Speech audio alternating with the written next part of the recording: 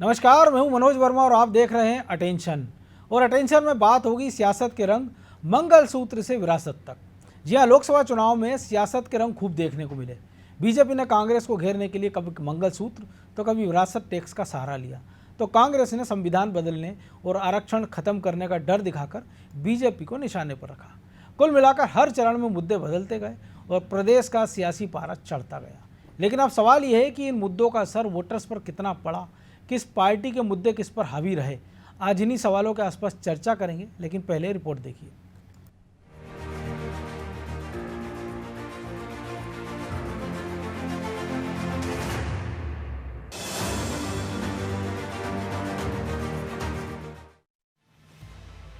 BJP और कांग्रेस ने नहीं छोड़ी कोई कसर। किन मुद्दों का जनता पर हुआ असर। लोकसभा चुनाव के लिए 1 जून को आखिरी यानी 7वें चरण की वोटिंग होनी है, लेकिन प्रदेश की 29 सीटों पर हुए लोकसभा चुनाव भी बेहद रोचक रहे। प्रदेश की 29 सीटों पर 4 चरणों में हुए चुनाव में बीजेपी और कांग्रेस दोनों दल के कई सियासी रंग देखने को मिले। जनता को लुभाने के लिए दोनों ही दल ने एड़ी चोटी का जोर लगाया, हर मुमकिन कोशिश की ताकि वोटर्स को अपने पक्ष में किया जा सके। कैसे पहले चरण से लेकर चौथे चरण तक मुद्दे बदलते गए, उनको यूं समझिए। पहले चरण में मोदी की गारंटी, परिवारवाद, राम मंदिर, 370, यूसीसी, सीएए जैसे मुद्दों के साथ बीजेपी मैदान में थी, तो कांग्रेस ने इसका जवाब न्याय दिलाने, महंगाई और बेरोजगारी के साथ दिया।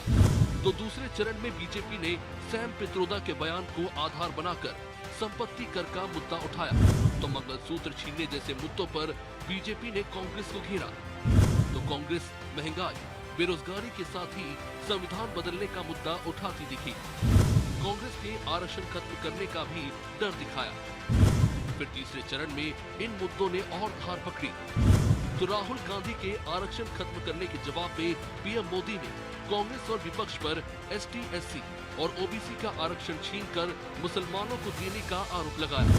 धर्म के आधार पर आरक्षण लागू करने का मुद्दा जोर शोर से उठाया। इतना ही नहीं, राहुल गांधी और दिग्विजय सिंह समेत कई लोगों ने इस दौरान ईवीएम को भी मुद्दा बनाने की कोशिश की। चौथे चरण में औरंगजेब, वोट जिहाद, 2 पत्नी 2 लाख, पाकिस्तान और अडानी अंबानी का मुद्दा भी गूंजा। हालांकि इन मुद्दों का कितना असर वोटर्स पर हुआ होगा, इसको लेकर बीजेपी और कांग्रेस क्या सोच रही है, वो जान लेते हैं। मुद्दों का असर जनता पर हुआ होता तो भारतीय जनता पार्टी और उनके महाप्रभु को मुजरा तक थोड़ी जाना पड़ता है। लेकिन जब मुजरा उठा, जब गांधी जी को कोई नहीं दुनिया में पहचानता, ये उठा, नवीन पटनायक की बीमारी में भी षड्यंत्र है, ये सारे मुद्दे बनाए गए, तो इसका मतलब है कि ये जो मुद्दे उठाए गए थे, ना भैंस पकड़ में आई, ना मंगलसूत्र लुटा, और ये जो है इसलिए आगे के मुद्दे उन्हें बनाने पड़े। भारतीय जनता पार्टी खुद जानती है कि वो जो है इस स्तरहीन मुद्देबाजी से भारतीय जनता पार्टी की भी प्रतिष्ठा खराब हुई है और उनका वोट बैंक भी तिरोहित हुआ है। पिछले कुछ चरणों में हमने बहुत सारे मुद्दों पर चर्चा की है और बहुत एनालिसिस की। मोदी सरकार, मोदी नीतियां और मोदी की गारंटी के अनुरूप हम देश को एक विकसित देश के रूप में देखना चाहते हैं।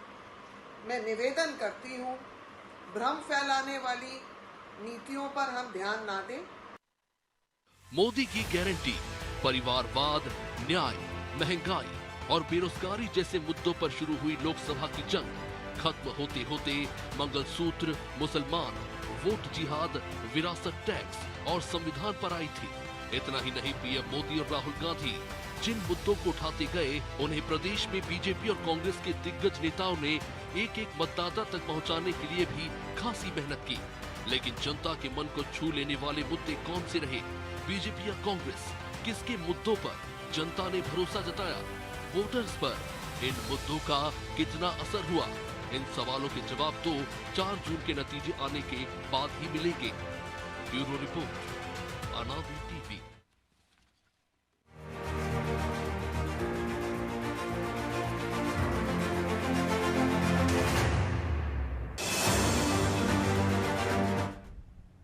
तो इसी मुद्दे पर चर्चा करने के लिए हमारे साथ जुड़ गए वरिष्ठ पत्रकार खिलावन चंद्राकर और हमारे सहयोगी प्रभु पटेरिया और ब्रजेश चौक से।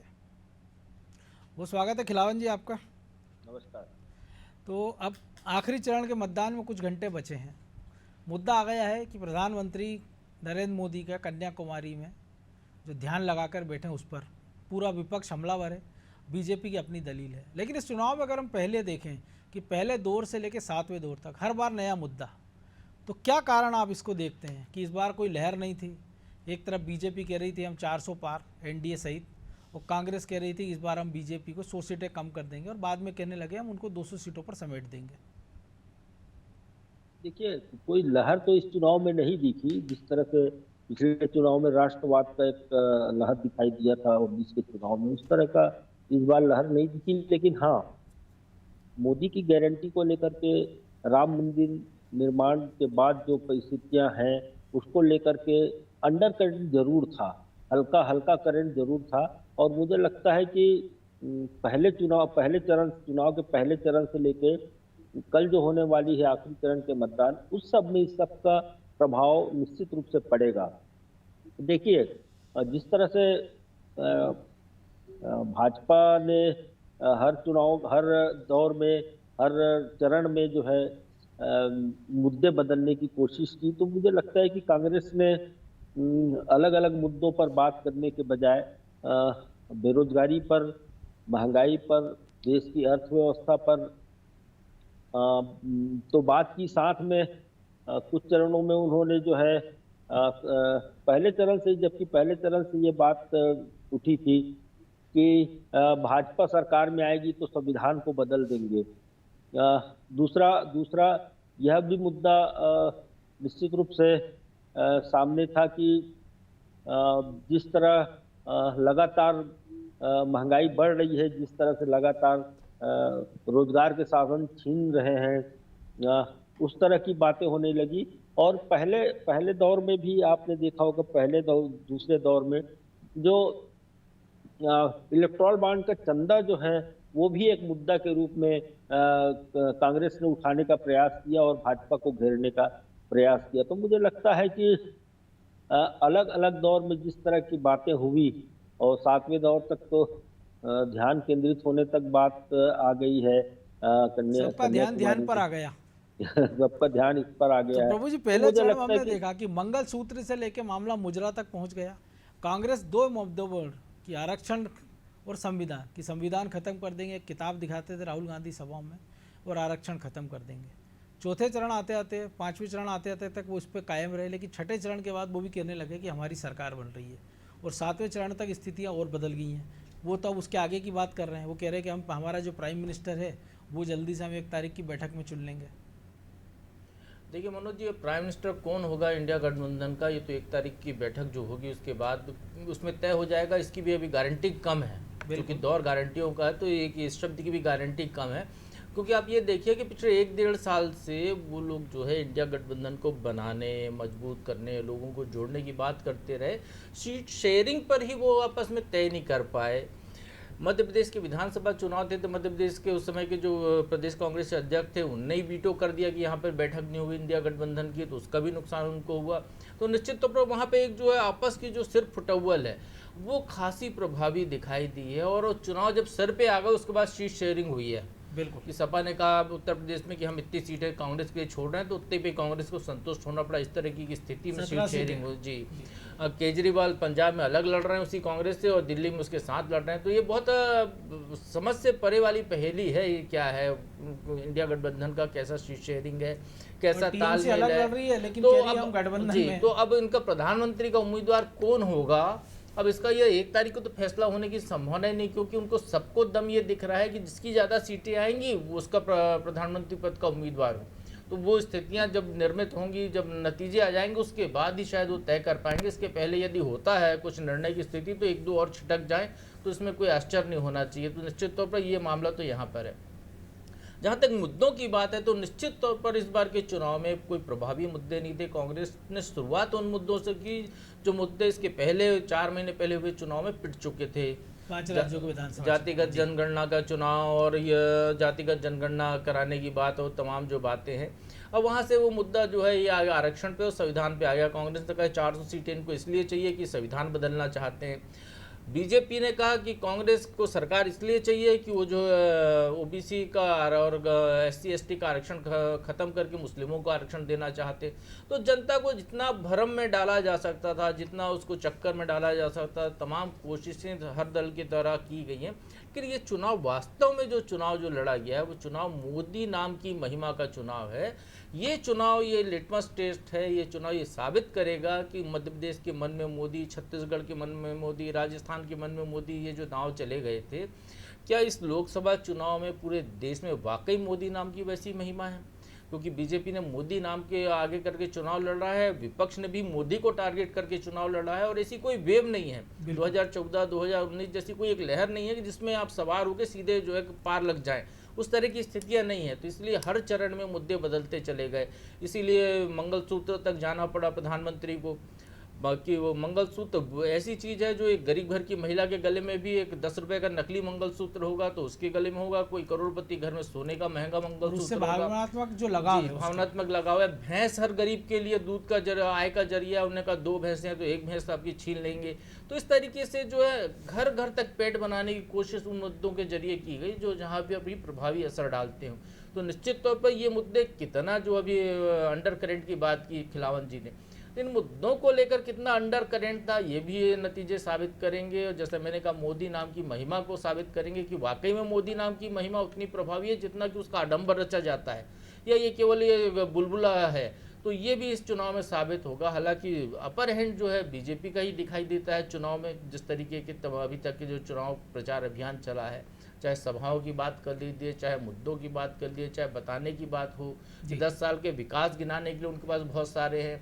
घोटाले के कोई आरोप विपक्ष उन पर नहीं लगा पाया इस 10 साल में, कोई बड़े जिस तरीके से यूपीए सरकार अडानी अंबानी की इतना कर्जा माफ कर दिया, इससे आगे बढ़ी नहीं कांग्रेस। हाँ, तो निश्चित तौर पर ये पूरे के पूरे मामले में ये है कि मुद्दों का अकाल रहा है। तो नए नए मुद्दे गढ़ने की कोशिश पूरे चुनाव में की गई है। अब विरासत टैक्स का मामला जो का और छोर सिर पैर देश में नजर नहीं आता, वो इस बार के चुनाव में मुद्दा हो गया। लेकिन सेम पित्रोदा का इस्तीफा बता रहा है कि वो मुद्दा भारी पड़ गया। और आप देखिए कि इस चुनाव ने कुछ नए नैरेटिव, मतलब कुछ नए शब्द विन्यास भी लोगों को सिखाए हैं जो आम बच्चों के खेल के विषय होते हैं। उस तरीके से कोई कह रहा है टकाटक, कोई कह रहा है खटाखट, कोई कह रहा है फटाफट। तो लोगों को ये समझ में नहीं आ रहा कि टकाटक से गटागट से लेकर जो बच्चे खाते थे वहां से लेके ये कहाँ तक पहुंच गए हम, खटाखट कटागट, पता नहीं क्या क्या बोल रहे हैं नेता। तो निश्चित तौर पर ये चुनाव खत्म होने के बाद समझ में आएगा कि वास्तविक स्थिति क्या है। तो वैसे भी खटाखट का दौर चला गया, खटाखट का ही बचा है। तो बिल्कुल ब्रजेश जी, हम देख रहे हैं मुद्दे लगातार बदलते रहे, लेकिन कांग्रेस के पास भी काफ़ी सारे मुद्दे थे। अगर वो पॉजिटिव उनकी बात करें, जिस गारंटी के साथ उन्होंने दावा किया, हिमाचल की, कर्नाटक की सरकारें बनाई, तेलंगाना में सरकार बनाई, लेकिन उस मुद्दे को प्रभावी ढंग से वो बहस नहीं कर पाए शायद, और दूसरे मुद्दों में उलझते गए। या तो वो मोदी ने जो मुद्दे सेट करते गए, वो या तो उसके जवाब देने में उनका पूरा चुनाव कैंपेन खत्म हो गया। पहले 400 की बात थी तो वो कहते थे 400 कहाँ से लाएंगे, फिर वो संविधान पे आ गए, आरक्षण पे आ गए, लेकिन अपनी जो 5 गारंटियाँ थी शायद उसको भूल गए। लेकिन उनके जो चुनावी कैंपेन में उसमें ज़रूर दिखता था कि जून में एक महिला हंसते हुए बता रही है कि मोदी आ गए हैं तो नौकरी मिल गई है, माफ़ कीजिए राहुल गांधी, ये कांग्रेस की सरकार आ गई है, इंडिया गठबंधन की सरकार आ गई है तो वॉशिंग मशीन, सिलाई मशीन मिल गई है, उसको नौकरी मिल गई। ऐसे तमाम सारे सकारात्मक विज्ञापन जरूर उन्होंने कैंपेन चलाए, लेकिन जनता तक जैसे उसको पहुंचाना था कि उस पर भरोसा, वो नहीं कर पाए। देखिए मनोज जी, जिस तरह से हमने देखा है कि माइंड गेम में फंस गई थी कांग्रेस, किस तरह से वो निश्चित तौर पर बेहतर तरीके से जा सकती थी। जो 4 राज्यों के चुनाव में वो आजमा चुके थे, आरक्षण का मामला, जनगणना का मामला, उस पर उन ज़्यादा फोकस ना करके उनको जिस तरह से गेम में हम देखते रहे कि उलझते चले गए। वो 400 पार का उन्होंने नारा दिया तो उन्होंने कहा हम 400 पहली बार ही वहाँ उलझे कि हम 400 पे नहीं जाने देंगे, उनको 200 पर ही रोक लेंगे। जबकि वो कह रहे हैं बाद के 4 चरण के बाद उनको जागृत हुआ कि नहीं, ये वाला चुनाव किसी वैसा नहीं था कि पिछली बार जिस तरह से राष्ट्रवाद का अलग था और उससे पहले 2014 में बदलाव का उम्मीदों का चुनाव था। तो वो उम्मीदें जो 2014 में जनता के सामने रखी थी, वैसी उम्मीदें कांग्रेस को रखना चाहिए थी, पॉजिटिव उसमें जाना चाहिए थे। रोजगार पर उसने बात करनी चाहिए थी, उसे महंगाई पर बात करनी चाहिए थी कि जिन मुद्दों को लेकर ये सरकार में आए थे वो मुद्दों पर बात करनी चाहिए थी। तो मुझे लगता है कि कांग्रेस को ज़्यादा आसानी होती, लेकिन वो लगातार घिरती चली गई और ऐसे मुद्दों पर लाई कि जो एक तरह से कह सकते हैं बीजेपी की पिच पर जाकर खेलने लगी। और लगातार मुद्दे इसलिए बदले हैं जो पहले शुरुआत में वो करते, बेहतर तरीके से करते, और फिर उनके नेताओं ने एक तरह से कह सकते हैं कि मट्ठा डालने का काम किया है कि किस तरह से मट्ठा डालते हैं जड़ में, सैम पित्रोदा हो चाहे अन्य नेता हो, जो बयान एक के बाद एक आए जिनमें फंसती चली गई, वो सफाई देती चली गई। बाद में मणिशंकर अय्यर, पहले पाकिस्तान का मामला और फिर बिल्कुल। जो और जो परमाणु संविधान बम का, बचाने और के फिर कथित रूप से जो चीन का जिक्र उन्होंने युद्ध का किया। आप देखिए, संविधान बचाने की जो बात कर रहे थे, क्या उस पर भरोसा करा? वो एक डर पैदा करने की कोशिश कर रहे थे, जो डर पैदा करने की कोशिश बाद में मोदी जी ने भी लेकिन की। बीजेपी को सफाई देना पड़ी पूरे चुनाव में निश्चित कि तौर पर संविधान एक नहीं डर है ना बदलेंगे। कि देखिए, आप एक बड़ा वोट बैंक है, जो दलित वोट बैंक है, SC ST का, OBC का जो वोट बैंक है, जिससे आरक्षण छीनने की बात की जा रही थी कि संविधान बदल देंगे, आपसे आपका हक छीन लेंगे, बार बार उठाया जा रहा था ये मुद्दा। उस वोट बैंक को साधने के लिए, जो वोट बैंक कभी कांग्रेस का हुआ करता था, दलित आदिवासी, लेकिन काउंटर में मुस्लिम आरक्षण आ गया, प्रभावी रहा। जो प्रभावी इसलिए रहा मनोज जी कि जब ये काउंटर अटैक हुआ तो आप देखिए, हिंदुत्व के छाते के नीचे ही तमाम वो आए थे, तमाम जातियां आ गई थी, जिसका फायदा बीजेपी को मिला था। तो उन्होंने फिर वही अब दाव चला कि भाई आपकी भैंस चली जाएगी, जो प्रभु जी कह रहे थे 2 भैंस होगी तो एक चली जाएगी, मंगलसूत्र चला जाएगा, क्योंकि उनके नेताओं ने ऐसा मौका दिया। तो जो मुद्दों पर चुनाव होना चाहिए थे, मुद्दों पर चुनाव होता और पॉजिटिव कैंपेन के साथ यदि कांग्रेस जाती, जो 5 गारंटी लेकर आई थी, 5 ने आज 25 गारंटी लेकर आई थी, वो उस पर अडिग नहीं रही, और उनकी गारंटियों पर भरोसा मुझे लगता है वो जनता के बीच में ले जा नहीं पाए, जनता में भरोसा पैदा नहीं कर पाए, क्योंकि पहले भी वो गारंटियां देते रहे। तो वो नजदीक जाते उसके वैसी गारंटियां रखते जिन पर भरोसा हो। आप हर महिला को 1 लाख देने की बात करेंगे आप, तो वो गारंटी पे कौन भरोसा करेगा? तो ये गारंटियां आपको वैसी लेके आना चाहिए थी। और लगातार कहते हैं उसका क्राइटेरिया क्या होगा, किनको मिलेगा, हाँ, ये भी वो समझ एक तरह से विश्वास पैदा कर सकते थे कि रोजगार हम देंगे तो किस तरह से दे सकेंगे, वो नहीं कर पाई। तो खिलावन जी, एक और चीज है कि ये चुनाव इसलिए भी याद रखा जाएगा कि कोई मुद्दा नहीं हो तो कैसे नैरेटिव गढ़ा जाए, नए नए मुद्दे लाए जाए, जनता को भ्रमित किया जाए और विपक्ष को उलझाए रखा जाए। निश्चित रूप से विपक्ष को उलझाने का बहुत काम किया है, और जिस तरह से कांग्रेस की गारंटी पर भाजपा लगातार बात करती रही, उससे निश्चित रूप से भाजपा ने जो है एक नैरेटिव सेट करने का प्रयास किया लोगों की, जनता के बीच जाकर के। जिस तरह से मुस्लिम आरक्षण को लेकर के बात कही गई कि आरक्षण छीन लिया जाएगा, आरक्षण समाप्त कर दिया जाएगा, इस तरह की बातें लगातार होती रही। इससे भी मुझे लगता है कि जो पिछड़ा वर्ग, अनुसूचित जाति, अनुसूचित जनजाति के लोगों का आरक्षण मुस्लिमों को दे दिया जाएगा, उनसे छीन करके, इस तरह की बात ला करके एक खास वर्ग को भाजपा ने अपने तरफ लाने का प्रयास किया। तो मुझे लगता है कि ऐसे प्रयासों, और उसी दौरान जो कलकत्ता हाई कोर्ट का फैसला आ गया ओबीसी को लेकर के, जिस तरह से ओबीसी को प्रमाण पत्र जो दिए गए थे उसको निरस्त करने का आदेश कलकत्ता हाई कोर्ट से आया, तो ये सब बातें लगातार जूझती रही पूरे चुनाव में। मुझे तो लगता है आखिरी दौर तक भी ये बात होती रही। लेकिन अभी जैसा कि ब्रजेश जी ने कहा कि निश्चित रूप से कांग्रेस के पास बहुत अच्छे मुद्दे थे, जिन्हें उनको लगातार जो है अपने घोषणा पत्र पर, अपने गारंटी पर अब बात करनी चाहिए थी, जो बेहतर गारंटी थी। जैसे उन्होंने किसानों के लिए कहा कि किसान, हमारी सरकार आएगी, एनडीए की सरकार आएगी तो हम MSP पर गारंटी का जो है कानून है वो लाएंगे। बेरोजगारों को 1 लाख रुपया देने की बात हुई, महिलाओं को प्रतिवर्ष 1 लाख रुपया देने की बात हुई। तो मुझे लगता है कि देखिए, ये सब बातें ऐसी थी जो लगातार जनमानस को जो है प्रभावित कर सकती थी, और कांग्रेस के लिए एक वोट का जो है कुछ क्षेत्रों में जो है अलग अलग वर्गों में वोट कमाने का साधन बन सकती थी। लेकिन ऐसा नहीं हो पाया। लगातार मुझे लगता है कि इस तरह के जो काम है, इस तरह के जो चुनाव प्रचार के संसाधन है या जो मुद्दे हैं, उस पर जो बात होनी थी नहीं हो पाई। लेकिन खिलावन जी, इस बार पहली बार ऐसा हुआ था कि घोषणा पत्र पर ही दोनों राजनीतिक दलों की बयानबाजी हुई थी, एक दूसरे के घोषणा पत्र को टटोला जा रहा था। ये पहले नहीं हुआ कभी, लेकिन उस पर अड़िग नहीं रहे वो कि लंबा उसको खींचे। इसमें दोनों को नुकसान होता दिख रहा था शायद। और 7वें चरण आते आते कोई राजनीतिक दल या पब्लिक को यही नहीं पता कि उसके लिए घोषणा क्या की दोनों दल, बड़े दलों ने।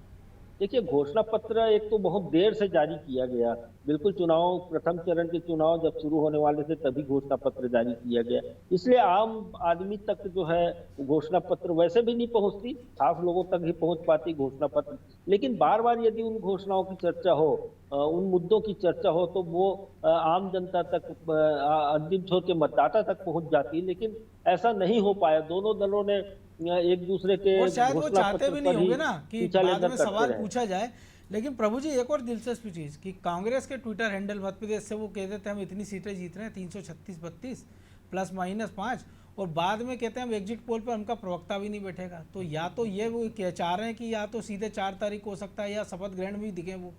और एक या और क्या कारण दिल्ली में एक प्रेस चुपचाप हो रहा है? कॉन्फ्रेंस हुई, उसमें वो दावे कर रहे हैं कि हमें सोशल मीडिया पर ज्यादा लोगों ने सुना है, हमारी नहीं बात किया है, ज्यादा लोगों तक बिल्कुल। पहुंची है। बिल्कुल ये बड़ा विरोधाभास है कि एक तरफ तो आप दावे कर रहे हैं कि 332 सीटें हम जीत रहे हैं, सरकार इंडिया गठबंधन की बन रही है, और उसका श्रेय लेने के लिए जब एग्जिट पोल आ रहा है तो आपके लोगों को, आपके प्रवक्ता वहाँ पर अपनी बात रखने के लिए नहीं है। निश्चित तौर पर ये मैदान छोड़ना है। ये मध्य प्रदेश के हैंडल ने जारी किया है। कांग्रेस के जो राष्ट्रीय स्तर पे ऐसा कोई दावा नहीं किया। क्या उन्होंने तो जरूर ये कहा कि हम सरकार बनाने जा रहे हैं, लेकिन कोई उन्हें फिगर आउट नहीं किया है। मल्लिकार्जुन खड़गे कह रहे हैं हम 300+ जीत रहे हैं। 300+ की बात कर रहे हैं, बिल्कुल। बाद में क्योंकि वो बीजेपी लगातार कह रही है, अमित शाह लगातार एक फिगर दे रहे हैं, हर चरण के बाद एक फिगर दे रहे हैं कि हम इतने तक पहुंच चुके हैं, हम इतने तक पहुंच रहे हैं, प्रोजेक्शन वो कर रहे हैं। तो निश्चित तौर पर उसका जवाब उनकी तरफ से आया है, लेकिन अंतर्मन उनका भी जान रहा होगा कि स्थितियां क्या हैं। तो शायद इसलिए कांग्रेस ने ये कदम उठाया है कि उनके प्रवक्ता इसी डिबेट में जाएंगे, या हो सकता है कांग्रेस के लोगों के पास बोलने के लिए कोई विषय ही नहीं अपने नेताओं के बचाव करने के लिए। तो जिस तरीके से ये पूरा बिखरा बिखरा इंडिया गठबंधन का जो चुनाव रहा है, तो निश्चित तौर पर उसको लेकर उनको लग रहा होगा कि क्या बोलें वो उस पर बैठ कर, उनके प्रवक्ता कुछ, तो इसलिए उन्हें रोक लगा रखी है इस पूरे मामले में। ये एक कारण इसमें हो सकता है मनोज जी। या मान सकते हैं कि हार मान ली उन्होंने, कि जो अंदरूनी खबरें तो उनके पास भी आती होंगी, टीम उनके पास भी है, सर्वे पार्टियां भी कराती हैं, हकीकत कुछ और है। काम चल में मुहावरा कहते हैं कि गए थे हरिभजन को ओटन लगे कपास। ये पूरे राजनीतिक दलों की बात करें तो पूरा चुनाव कैंपेन उसी दिशा में जाता दिखा कि कहाँ से शुरू होते विकास से और कहाँ आ गए। क्योंकि 2 पत्नियों तक का मुद्दा चुनाव बड़ा गूंजा, कांतिलाल भूरिया का बयान बड़ा चर्चाओं में रहा। निश्चित तौर पर मनोज जी, जिस तरह से चुनाव होते हैं हमने देखा है कि एक मुद्दे पे कब होते हैं, जिस तरह पिछली बार हमने देखा राष्ट्रवाद की लहर थी, पुलवामा के बाद जिस तरह से सर्जिकल स्ट्राइक थी, तो एक ही मुद्दा प्रभावी रहा कि घर में घुसकर मारेंगे। उसके अलावा बाकी सब मुद्दे गौण हो गए थे। किसने घोषणा पत्र की चर्चा की? इससे पहले 2014 की हम बात कर लें तो एक यूपीए सरकार के खिलाफ एक माहौल था, माहौल अन्ना हजारे के उससे बना हुआ था कि आप देखिए किसे बदलाव की अच्छे दिन आए, 2G थे, तमाम घोटाले हो गए थे। तो हर व्यक्ति घोटाले को लेकर सरकार पर सवाल उठा रहा था और सरकार से नाराज था। तो जो आक्रोश जनता में पैदा करने का काम किया बीजेपी ने कि अच्छे दिन आएंगे, और एक पॉजिटिव थिंकिंग के साथ वो गए कि ये घोटाले हो रहे हैं, भ्रष्टाचार की सरकार है, उसको उखाड़ कर फेंकना है और अच्छे दिन लाना है, महंगाई दूर करना है, हमें रोजगार 2 करोड़ लोगों को रोजगार देने की बात की। यहाँ तक कहा गया कि 15-15 लाख, यदि विदेश में इतना काला धन है कि वो आ जाएगा तो हर व्यक्ति के पास 15-15 लाख तक पहुँच सक जाएंगे, मतलब इतना काला धन है। तो देखिए एक नैरेटिव सेट हो गया था, उसने फायदा पहुंचा। इस चुनाव में ऐसा कुछ नहीं था, इसलिए एक के बाद एक मुद्दे बदले जा रहे थे और एक तरह से नए नैरेटिव गढ़ने की कोशिश की जा रही थी, लेकिन वो टिक नहीं पा रहे थे मनोज जी।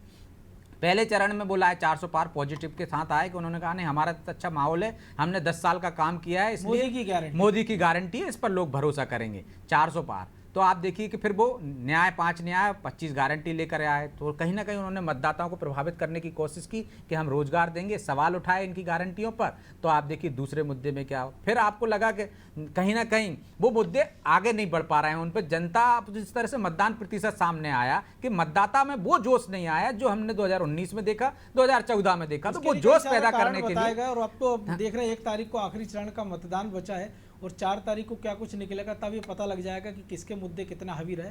बहरहाल वक्त इतना ही था, बहुत धन्यवाद आप तीनों का। तो निश्चित तौर पर हर चरण में सियासत के रंग हमने देखे, मंगलसूत्र से लेकर विरासत की बात हो या मुजरा तक और ध्यान तक। चुनाव हर बार बदलता दिखा, हर बार मुद्दे नए आते दिखे, राजनीतिक दल भी उस पर अपने टिके नहीं रहे और जनता के सामने भी बड़ा असमंजस रहा कि एक क्षेत्र में कोई मुद्दा गुजरा था, दूसरे क्षेत्र में कोई गुजरा। और दूसरे मुद्दों की बात करें हम तो ये मुद्दे कितने प्रभावशाली रहे ये तो एग्जिट पोल भी बता देगा और एग्जैक्ट आंकड़े जो 4 तारीख को आएंगे वो भी बता देंगे। अटेंशन में आज इतना ही, मुझे दीजिए इजाज़त और आप देखते रहिए अनादि टीवी। नमस्कार।